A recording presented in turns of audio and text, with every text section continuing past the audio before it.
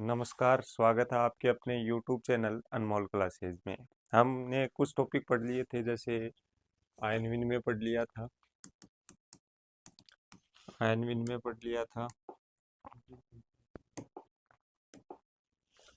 Ion विनिमय, collide collide पढ़ लिया था। इसके अलावा मृदा, जीवाश्म पदार्थ, और इसके अलावा क्या पढ़ लिया था, एक उर्वरक। ठीक है। अब जो नेक्स्ट चैप्टर है वो है मृदा अभिक्रिया। कौन सी है? मृदा अभिक्रिया। और इस मृदा अभिक्रिया में क्या पढ़ेंगे हम बेटा? पीएच को पढ़ेंगे। किसको पढ़ेंगे? पीएच को। ठीक है, क्लियर यहाँ तक? सबसे पहले बात करते हैं कि मृदा अभिक्रिया किसको कहेंगे। तो मृदा विलयन में उपस्थित मृदा विलयन होगा कौन सा? तो मृदा विलयन की अगर बात करें तो बेटा सोयल के अगर सामान्य मृदा का संगठन देखें तो सामान्य मृदा के संगठन में अपने को दो चीजें मिलती हैं। सबसे पहले दो चीजें लेते हैं, कौन कौन सी? एक तो अपने को मिलेगा ठोस, और एक क्या मिलेंगे? रिक्त स्थान है, जिसको हम क्या कहेंगे? रंध्रावकाश। इंग्लिश में क्या बोलेंगे? पोर स्पेस। रंध्रावकाश। ठीक है, इंग्लिश में क्या बोलेंगे? पोर स्पेस। अब इन पोर स्पेसों में आप देखोगे तो 25% तो अपने को क्या मिलता है? वायु। क्या मिलेगी? वायु। और 25% अपने को क्या मिलता है? जल। और इस जल को हम क्या कहेंगे? मृदा विलयन। अब विलयन क्यों कहते हैं? तो विलयन इसलिए कहते हैं कि इसमें दो चीजें मिलेगी। एक तो मिलेगा विलायक, एक तो क्या मिलेगा? विलायक, और एक क्या मिलेगा? विलेय। सोल्यूट और सोलवेंट, दो चीजें मिलेगी। ठीक है। अब सोल्यूट और सोलवेंट या विलायक या विलेय के मिश्रण को हम क्या कहते हैं बेटा? विलयन। क्या कहते हैं? विलयन। अब देखो, इसमें विलायक तो क्या होगा? जल। ठीक है। विलेय क्या होंगे? जो मृदा में पोषक तत्व मिलते हैं, या कह सकते हो जो तत्व मिलते हैं, वो क्या हो जाएंगे? विलायक। इसलिए इनको हम क्या कहेंगे? मृदा विलयन। ठीक है, क्या कहते हैं? मृदा विलयन। तो मृदा विलयन में उपस्थित हाइड्रोजन आयन एवं हाइड्रोक्सिल आयन। ठीक है, कौन से? Hydrogen ion. हाइड्रोजन आयन किसको प्रदर्शित करेंगे? अम्लता को। ठीक है। हाइड्रोक्सिल किसको करेगा? क्षारीयता। किसको करता है? क्षारीयता को। ठीक है। तो हाइड्रोजन आयंस एवं हाइड्रोक्सिल आयन के मध्य वह संबंध जो निर्धारित करता है कि मृदा अम्लीय है या क्षारीय है या उदासीन है। ठीक है, जिसे मृदा पीएच द्वारा हम क्या करेंगे? निर्धारित। किसके द्वारा? मृदा पीएच द्वारा निर्धारित करते हैं, उसे हम क्या कहेंगे? मृदा अभिक्रिया। ठीक है। अब यहाँ एक नाम आया है पीएच। पीएच से एक क्वेश्चन पूछा हुआ है कि पीएच की इकाई क्या होती है? यूनिट क्या होती है? इकाई, यूनिट। हाँ, ये क्या होता है? यूनिट लेस होता है। क्या होता है? Unit less. इसकी कोई भी इकाई नहीं होती है। ठीक है, ये पीजी में पूछा हुआ एक बार क्वेश्चन। ठीक है। फिर हम, जब मृदा में कोलाइड पर हाइड्रोजन आयनों का सांद्रण हाइड्रोक्सिल आयनों के सांद्रण की अपेक्षा अधिक होता है तो मृदा अभिक्रिया कैसी होगी? अम्लीय। ठीक है, इसको ऐसे समझो। देखो बेटा, मेरे पास कोई है, पीएच स्केल है। उस पीएच स्केल में क्या होते हैं? 0 से 14 तक पैमाने होते हैं, बीच में क्या होते हैं? 7। ठीक है। इधर वाले तो हाइड्रोजन आयनों की सांद्रता क्या करते हैं? प्रदर्शित करते हैं, या कह सकते हो हाइड्रोजन आयनों की सांद्रता जब बढ़ती है तो पीएच का मान हमेशा क्या होता रहेगा? कम। जब पीएच का मान बढ़ेगा तो किसकी सांद्रता बढ़ेगी? हाइड्रोक्सिल आयनों की। ठीक है। अब दोनों का जब बराबर होगा तो पीएच का मान कितना आएगा? 7। और 7 पे कैसी होती है पीएच? उदासीन। कैसी होती है? उदासीन। ठीक है। तो हाइड्रोजन आयनों की सांद्रता हाइड्रोक्सिल आयनों की सांद्रता से अधिक होती है तो मृदा कैसी होगी? अम्लीय। अम्लीय का मतलब है कि पीएच है वो हमेशा किससे कम होगी? 7 से कम। किससे कम होगी? 7 से कम होती है। क्लियर यहाँ तक? ठीक है। फिर नेक्स्ट है, जब मृदा कोलाइड पर हाइड्रोक्सिल आयनों का सांद्रण हाइड्रोजन हाइड्रोजन आयनों के सांद्रण से अधिक होता है तो मृदा कैसी होगी? क्षारीय। ठीक है। अब देखो, यहाँ इसने क्या कहा है कि हाइड्रोजन आयनों की सांद्रता तो क्या है? कम है, और हाइड्रोक्सिल आयनों की सांद्रता क्या है? ज्यादा। अब हाइड्रोक्सिल आयनों की सांद्रता अधिक होगी तो पीएच का मान 7 से क्या होगा बेटा? अधिक। क्या होगा? अधिक। ठीक है। जब पीएच का मान 7 से अधिक होता है तो मृदा कैसी होती है? क्षारीय, या इंग्लिश में बोले तो एल्केलाइन। कैसी होगी? एल्केलाइन। ठीक है, क्लियर यहाँ तक। फिर जब कोलाइड पर हाइड्रोजन व हाइड्रोक्सिल आयन समान होते हैं तो मृदा अभिक्रिया कैसी होगी? उदासीन। हाइड्रोजन भी, हाइड्रोजन की जो मात्रा है वो किसके बराबर है? हाइड्रोक्सिल की मात्रा, या कह सकते हो hydrogen is equal to hydroxyl है, तो कैसी होगी बेटा? पीएच 7, और 7 पे कैसी होती है? उदासीन। कैसी होगी? उदासीन। ठीक है, 3 कंडीशन आ गई अपने पास। ठीक है, कौन कौन सी? पहली अम्लीय, क्षारीय, दूसरी उदासीन। अम्लीय का नाम आए तो हाइड्रोजन आयनों की सांद्रता क्या होगी? अधिक। हाइड्रोक्सिल आयनों की सांद्रता क्या होगी? कम। फिर क्षारीय नाम आता है तो हाइड्रोजन आयनों की सांद्रता क्या होगी? कम होगी। हाइड्रोक्सिल आयनों की सांद्रता क्या होगी? अधिक होगी। फिर तीसरी कंडीशन अपने पास आ रही थी, जब हाइड्रोजन और हाइड्रोक्सिल आयन दोनों की सांद्रता बराबर होगी तो मृदा कैसी होगी बेटा? उदासीन। कैसी होती है? उदासीन। ठीक है, क्लियर यहाँ तक? ठीक है, मृदा अभिक्रिया अगर आपसे पूछे किसे कहते हैं तो मृदा विलयन में उपस्थित हाइड्रोजन व हाइड्रोक्सिल आयनों का वह संबंध जो बताता है कि मृदा कैसी है? अम्लीय है, क्षारीय है, या कैसी है? उदासीन। और किसके द्वारा निर्धारित करते हैं?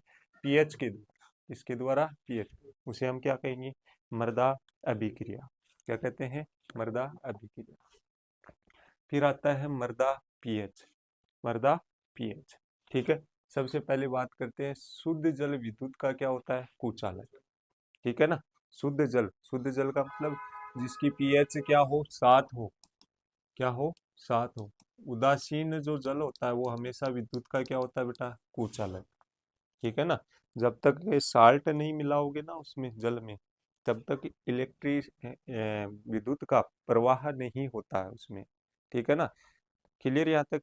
तो शुद्ध जल है वो विद्युत का क्या है? कुचालक, जिसे एक निर्बल विद्युत विश्लेषण होता है। जिससे ये क्या होता है कि निर्बल विद्युत विश्लेषण होता है। साधारण ताप पर इसका विघटन क्या होगा? अल्प मात्रा में। नॉर्मल टेम्परेचर की अगर बात करें, जैसे रूम टेम्परेचर है, उस पे इसका अपघटन क्या होता है? कम होता है। अल्प का मतलब क्या होता है? कम होता है। ठीक है, अब जब इसका अपघटन करेंगे बेटा, जल का अपघटन करते हैं तो जल है वो टूटेगा किसमें? हाइड्रोजन और हाइड्रोक्सिल। ठीक है, अब लेटेस्ट एक चल रहा है ना हाइड्रोजन फ्यूल, चल रहा है ना, गडकरी जी लेके घूम रहे हाइड्रोजन की गाड़ी, टोयोटा की लेके घूम रहे ना। तो उसमें देखो हाइड्रोजन फ्यूल आएगा कैसे? तो हाइड्रोजन फ्यूल के लिए किसको तोड़ेंगे बेटा? जल को। ठीक है, अब जल को तोड़ेंगे कैसे? तो जल के अंदर मैं क्या लगा दूं? इलेक्ट्रिसिटी प्रवाह कर दूं, या कह सकते हो विद्युत धारा का प्रवाह करूं। ठीक है, तो देखो एक कैथोड लगाऊंगा, एक एनोड। अब पॉजिटिव चार्ज वाला नेगेटिव की तरफ, और नेगेटिव चार्ज वाला पॉजिटिव की तरफ। हाइड्रोजन अलग हो जाएगा और हाइड्रोक्सिल क्या हो जाएगा? अलग। ठीक है, अब वापिस इनकी क्रिया होगी तो क्या होगी? एनर्जी प्रोड्यूस होगी, और एनर्जी प्रोड्यूस होगी उसका यूज हम कहाँ करेंगे? गाड़ी चलाने में। ठीक है, क्लियर है यहाँ तक? अब इससे प्रदूषण कम होगा, क्यों? क्योंकि हाइड्रोजन और हाइड्रोक्सिल दोनों मिलके क्या बनाएंगे? फिर से H2O, जल बनाएंगे। ठीक है, फिर है द्रव्य अनुपाती क्रिया के नियम अनुसार अगर हम देखें तो स्थिरांक बराबर क्या होता है? हाइड्रोजन आयनों की सांद्रता गुणा हाइड्रोक्सिल आयनों की सांद्रता बटे अविघटित H2O की सांद्रता। इसको ऐसे भी लिख सकता हूँ, हाइड्रोजन आयनों की सांद्रता गुणा हाइड्रोक्सिल आयनों की सांद्रता बटे अविघटित जल की सांद्रता। बड़ा कोष्टक है वो किसको शो करता है? सांद्रता को या कंसंट्रेशन को। किसको करता है? सांद्रता या कंसंट्रेशन को। क्लियर है यहाँ तक? फिर नेक्स्ट हम बात करते हैं, एक निश्चित ताप पर अविघटन अणुओं की सांद्रता क्या रहती है? स्थिर होती है। क्या होती है? स्थिर। जैसे स्थिरांक को हमेशा किससे लिखते हैं? के से। K2H2O बराबर क्या होगा? हाइड्रोजन आयनों की सांद्रता गुणा हाइड्रोक्सिल आयनों की सांद्रता। ठीक है, फिर KW बराबर क्या होगा? हाइड्रोजन आयनों की सांद्रता और हाइड्रोक्सिल आयनों की सांद्रता। ठीक है, क्लियर यहाँ तक? फिर दो स्थिरांक को जब हम गुणा करते हैं, दो स्थिरांक को क्या करते हैं? गुणा करते हैं, तो गुणा करने पर भी जो मान हमें प्राप्त होगा वो भी क्या कहलाएगा बेटा, स्थिरांक। क्या कहलाएगा, स्थिरांक। फिर जल में उपस्थित हाइड्रोजन तथा हाइड्रोक्सिल आयनों की सांद्रता के गुणनफल को जल का क्या कहते हैं, आयनिक गुणनफल। ठीक है, क्वेश्चन पूछ सकता है कि जल का आयनिक आयनिक गुणनफल किसे कहते हैं, तो क्या लिखोगे, जल में उपस्थित हाइड्रोजन तथा हाइड्रोक्सिल आयनों की सांद्रता। ठीक है, देखो जल में उपस्थित हाइड्रोजन और हाइड्रोक्सिल आयनों की सांद्रता, दोनों का गुणनफल, दोनों को गुणा कर दिया, इसी को मैं क्या कहूंगा, जल का आयनिक गुणनफल। क्या कहूंगा, आयनिक गुणनफल। ठीक है, जल का आयनिक। ठीक है, इसको ऐसे याद कर लेना, आयनिक फॉर्म में है तो दो आयनों के गुणनफल को मैंने क्या कह दिया, जल का गुणनफल। अब तो जल में कौन से आयन मिलेंगे अपने को, एक हाइड्रोजन आयन, एक क्या मिलेगा, हाइड्रोक्सिल। एक तो क्या मिलेगा, हाइड्रोजन आयन, एक क्या मिलेगा, हाइड्रो। तो हाइड्रोजन और हाइड्रोक्सिल आयनों के गुणनफल को हम क्या कहेंगे, जल का आयनिक गुणनफल। ठीक है, सीधे से ऐसे याद रख लेना, जल की में जो आयन है उनके गुणनफल को क्या कहेंगे, आयनिक गुणनफल। ठीक है, अब आयन क्या क्या मिलेंगे, हाइड्रोजन और हाइड्रोक्सिल, तो ऐसे लिख सकते हो, आयनिक की जगह हाइड्रोजन आयन और हाइड्रोक्सिल आयनों के गुणनफल को हम क्या कहेंगे। क्लियर यहाँ तक। अब इस जो जल का आयनिक गुणनफल है उसको हम व्यक्त करते हैं KW से। किससे करते हैं, KW। ठीक है, इसका भी बेटा निश्चित ताप पर जो मान रहेगा वो क्या रहेगा, स्थिर रहेगा। क्या रहेगा, स्थिर। ठीक है, क्लियर है यहाँ तक। चलो तो फिर आता है KW का मान 25 डिग्री सेल्सियस पे कितना होगा बेटा, 1 × 10⁻⁴ ग्राम आयंस प्रति लीटर। ठीक है, फिर शुद्ध पानी में हाइड्रोजन आयन तथा हाइड्रोक्सिल आयनों की संख्या क्या होती है, बराबर। बता दिया, शुद्ध जल है तो इसका मतलब पीएच कितनी होगी, 7। ठीक है, शुद्ध जल का पीएच मान कितना होता है, 7 होता है। 7 पीएच पे हाइड्रोजन और हाइड्रोक्सिल आयनों की सांद्रता क्या होती है बेटा, बराबर। ठीक है, हम कह सकते हैं हाइड्रोजन पीएच बराबर क्या होगी, POH। क्या होगी, POH। ठीक है, ये किसको प्रदर्शित कर रहा है, हाइड्रोजन आयनों की सांद्रता को। ये किसको प्रदर्शित कर रहा है, हाइड्रोक्सिल आयनों की सांद्रता को। तो पीएच बराबर क्या होगा, POH। ठीक है, इसलिए दोनों की सांद्रता 1 × 10⁻⁷। ठीक है, इसको मैं ऐसे लिख सकता हूँ, 1/1 के आगे कितनी जीरो लगाऊं, 7। 1 2 3 4 5 6 के 7। ठीक है, अब इसको सोल्व करूंगा तो मैं कितनी जीरो लगाऊं, 1 के आगे 1 2 3 4 5 6 7। ये लो, 0.1 2 3 4 5 6, ये 7। ठीक है, 7 अंक छोड़ के क्या लगाएंगे, पॉइंट। ठीक है, तो इसी को इस तरीके से मैं कन्वर्ट कर सकता हूँ, ग्राम आयंस प्रति लीटर होती है। फिर यदि हाइड्रोजन आयन की सांद्रता कितनी है, 10⁻⁷ ग्राम आयंस प्रति लीटर से अधिक है तो विलयन कैसा होगा, अम्लीय। किसकी कहिए बेटा, हाइड्रोजन आयनों की सांद्रता क्या हो रही है, बढ़ रही है। ठीक है, देखो उदासीन पे कितनी है, 10⁻⁷, दोनों की 10⁻⁷ है। ठीक है, हाइड्रोजन की मैंने कितनी ले ली, 10⁻⁷, हाइड्रोक्सिल की कितनी ले ली, 10⁻⁷। यहाँ कैसी होगी, उदासीन। कैसे होगी, उदासीन या न्यूट्रल। अब मैंने क्या किया, 10⁻⁷ का मान बढ़ा के कर दिया, जैसे 10⁻⁸। ठीक है, अब दोनों में कंपेयर करो, देखो OH की तो कितनी है, 10⁻⁷, और इसकी कितनी है, 10⁻⁸, है ना। तो सांद्रता किसकी जाता है, हाइड्रोजन आयनों की। और हाइड्रोजन आयनों की सांद्रता बढ़ेगी तो पीएच मान हमेशा क्या होगा, कम। और कम पीएच मान किसको शो करता है, अम्लता को। किसको करता है, अम्लता को। समझ गए बात को। ठीक है, चलो आगे। फिर देखो, विलयन अम्लीय तथा कम होने पर विलयन कैसा होगा, क्षारीय। अब इसका कम होगा, मान लो मैं इसका कर देता हूँ 10⁻⁶। कितना कर दिया, 10⁻⁶। तो यहाँ किसकी सांद्रता बढ़ गई, अब OH की। किसकी बढ़ गई, OH की। तो कैसी होगी बेटा मृदा, क्षारीय या एल्केलाइन। ठीक है, चलिए अगर मैं यहाँ कर देता 10 की घात -7 किसकी कर दूं, हाइड्रोजन आयनों की, और 10 की घात -7 किसकी कर दूं बेटा, हाइड्रोक्सिल आयनों की। तो कैसी होगी बेटा ये, उदासीन। कैसी हो जाएगी, उदासीन या न्यूट्रल। समझ गए बात को, ठीक है। चलो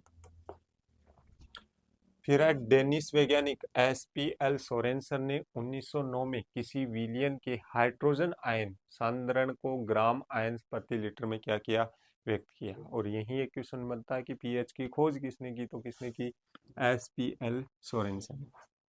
ठीक है। अब इसने क्या किया, जो हाइड्रोजन आयनों की सांद्रता है उसको किसमें व्यक्त किया, ग्राम आयंस प्रति लीटर में। ठीक है, जो कि 10 की ऋण घात को धन मान लेकर क्या किया जाता है, प्राप्त किया जाता है। ठीक है, क्लियर यहाँ तक। फिर परिभाषा की अगर बात करें तो किसी विलियन की पीएच, किसी विलियन की पीएच उसके 1 लीटर में उपस्थित ग्राम हाइड्रोजन आयंस का सांद्रण। किसी विलियन की क्या है, पीएच। ठीक है, क्लियर यहाँ तक। इसने फिर क्या कहा है, उपस्थित ग्राम हाइड्रोजन आयन सांद्रण के व्युत्क्रम का मतलब क्या होता है, उल्टा। ठीक है, तो मैं पहले लिख देता हूं, हाइड्रोजन आयन की सांद्रता कही है इसने, किसकी कही है, यहाँ तक क्या कहा, देखो 1 लीटर में उपस्थित ग्राम हाइड्रोजन आयन सांद्रण, तो मैंने सांद्रता कर दी हाइड्रोजन आयन के व्युत्क्रम, के व्युत्क्रम, के क्या है, व्युत्क्रम काल लघु गुणक होता है। लघु गुणक किसको बोलते हैं, लौह को। किसको बोलेंगे, लौह को। तो मैं ये क्या लिख दूं इसको, पहले तो मैंने लिख दिया बेटा, किसकी सांद्रण लिखा है, हाइड्रोजन आयनों की सांद्रण। ठीक है, क्या क्या है, व्युत्क्रम। ठीक है, का क्या है, लौह। क्या है, लौह, लघु गुणक, लघु गुणक है। अब इसको मैं आगे आगे सोल्व करूं तो हाइड्रोजन को कहाँ ऊपर लेके जाऊंगा, तो ये किस में आएगा, माइनस में। तो माइनस में यहाँ लगा दूं तो इसको लिख सकता हूँ पीएच बराबर माइनस लॉग और हाइड्रोजन आयनों की सांद्रता। क्या होगी, हाइड्रोजन आयनों की सांद्रता। अब इस उत्तर से देख लो। ठीक है, देखो माइनस लगा तो हाइड्रोजन आयन, माइनस हटाऊंगा तो क्या आ जाएगा, बट्टे में आ जाएगा। ठीक है, तो देखो दोबारा बोल रहा हूँ, किसी विलियन की पीएच उसके 1 लीटर, उसके 1 लीटर में उपस्थित हाइड्रोजन आयनों का सांद्रता, या कह सकते हो आयंस सांद्रण, एक ही बात है, आयंस की सांद्रता। ठीक है, हाइड्रोजन आयन की सांद्रता के व्युत्क्रम, व्युत्क्रम मतलब उल्टा, उल्टा था ही। ठीक है, का क्या है, लघु गुणक है, लौह है। क्या है, लौह। समझ गए बात को, ठीक है, क्लियर यहाँ तक। अगर आपको ये तो पीएच पूछिए, अगर पूछ ले पीओएच तो जस्ट पीओएच का क्या होगा, सेम ही होगा, लो माइनस लॉग और ओ एच की सांद्रता, क्योंकि पीओएच ओ एच की क्या करेगा, शो करेगा। ठीक है ना, क्लियर यहाँ तक। चलो तो